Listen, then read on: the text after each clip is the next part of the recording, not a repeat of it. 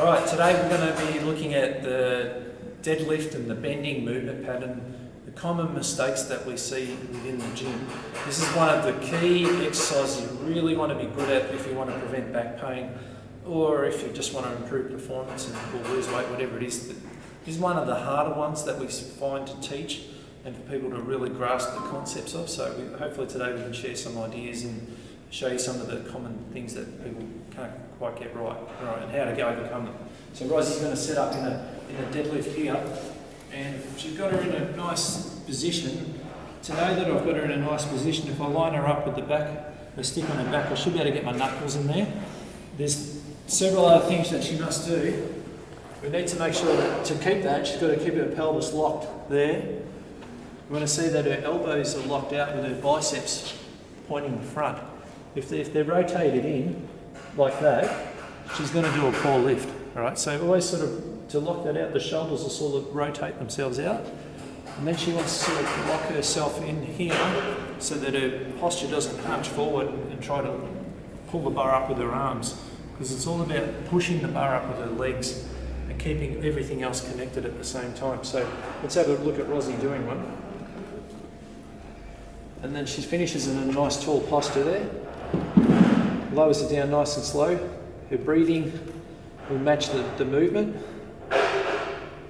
So you go with your instincts on the breathing, don't change them, because you pretty much will get it right.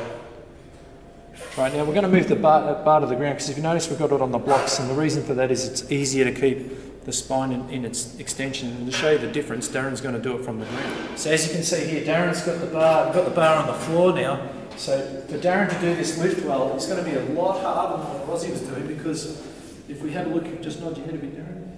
You can see here, this is really tough for him to get that extension in his spine because of the position he's in. So without holding him here for too long, we're going to see if he can lift this bar up. And he goes back down again.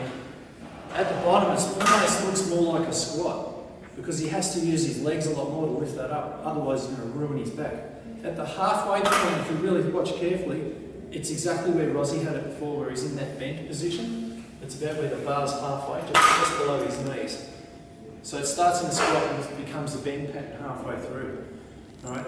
If you're struggling with this movement, to get this extension, we can put tape on Darren's back, 2 strips of tape down here. If he was a hairy guy, we'd be ripping all of the hairs out of his back here. Right, but that would encouraging him to get it exactly right. So there's a couple of key points and tips that you want to sort of incorporate if you're doing deadlifts as part of your workout, and that will save your back and also help you lifting more weight and getting more out of the exercise. Alright, welcome back. We're going to have a look now at the single leg deadlift, or Bulgarian deadlift, or whatever you want to call it. This is like probably our favourite exercise for developing glute strength. Having said that, it is quite hard to do, and there's a lot of mistakes that are done with this exercise, which Darren's going to show now. So sort of the common things that we see. So first thing that he does is what he just did then, he went down first instead of moving backwards first. Next one he's going to do, next mistake we see quite a lot, is he's just sort of tipped himself over. It almost looks right, but he's sort of lost his posture here. He hasn't quite kept his posture as well. Now he's going to show us a good one, where he's moved back first, adjusted the ball there, and he's got like a better range, and he still maintains that natural curve in his spine there. And we can sort of see if he's got it right, because I should better get my knuckles in there.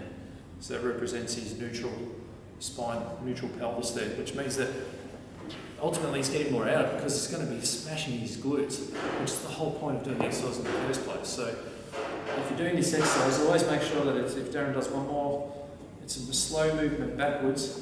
It's a posture like that. Just me doing that is really going to hammer him here more than if he falls forward and slumps. If he really slumps, now that's just going to wind up his hamstrings.